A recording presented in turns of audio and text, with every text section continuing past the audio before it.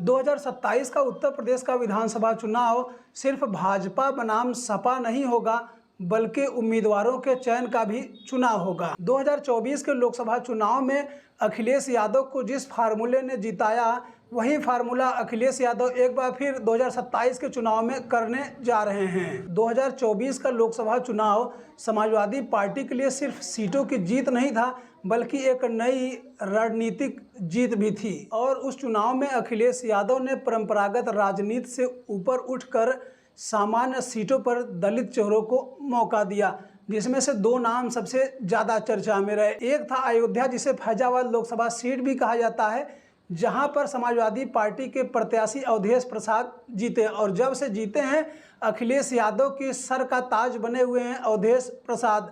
जब भी अखिलेश यादव लोकसभा के अंदर जाते हैं, तहां अखिलेश यादव के साथ में अवधेश प्रसाद रहते हैं। और दूसरा बड़ा प्रयोग अखिलेश यादव ने मेरठ में किया, जहां पर अखिलेश यादव ने मेरठ में सुनीता वर्मा को समाजवादी पार्टी का प्रत्याशी बनाया था। भले ही सुनीता वर्मा कुछ वोटों से हार गई थी और भारतीय जनता पार्टी के प्रत्याशी अरुण गोविल को जीत मिली थी, लेकिन इसका एक संदेश गया जिसका फायदा अखिलेश यादव को मिला। और ऐसा कहा जाता है कि राजनीति में चुनाव सिर्फ वोटों के लिए नहीं, बल्कि संदेश के लिए भी जीते जाते हैं। तो ऐसा कहा जा रहा है कि 2027 के विधानसभा चुनाव में अखिलेश यादव 2024 वाला फार्मूला अपनाएंगे, जहां पर उत्तर प्रदेश में 100 से अधिक सामान्य सीटों पर अखिलेश यादव दलित और पिछड़े प्रत्याशियों के ऊपर अपना दांव लगा सकते हैं, जो कि 2024 में अखिलेश यादव का यह फार्मूला हिट हुआ। कई रिपोर्टों के अनुसार उत्तर प्रदेश में दलित आबादी लगभग 20% है और ऐसा माना जाता है कि दलित वोटर बसपा का साथी रहा है। लेकिन 2017 के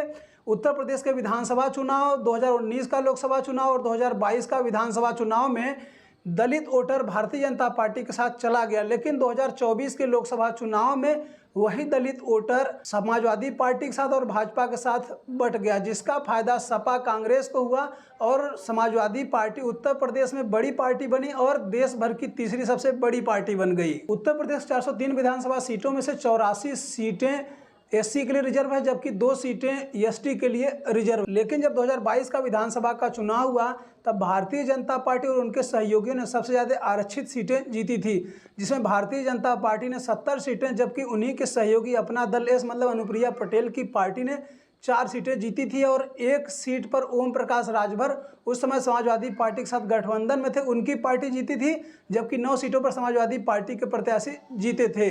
लेकिन इस समय ओम प्रकाश राजभर भी भारतीय जनता पार्टी के साथ हैं। तो क्या अखिलेश यादव का सामान्य सीटों पर दलित और पिछड़ों को विधायकी का टिकट देने वाला यह दांव सफल हो सकता है? हालांकि यह फार्मूला अखिलेश यादव के लिए नाराजगी भी बढ़ा सकती है। जो पहले से ही दावेदारी कर रहे हैं, उनमें असंतोष बढ़ सकता है और उनकी नाराजगी भी बढ़ सकती है। लेकिन राजनीति में एक ही फार्मूला हमेशा सफल नहीं होता है। कभी समीकरण बदल जाते हैं, तो कभी प्रत्याशी बदल जाते हैं, कभी गठबंधन बदल जाता है। क्या अखिलेश यादव का 2024 वाला दांव 2027 में सफल हो सकता है?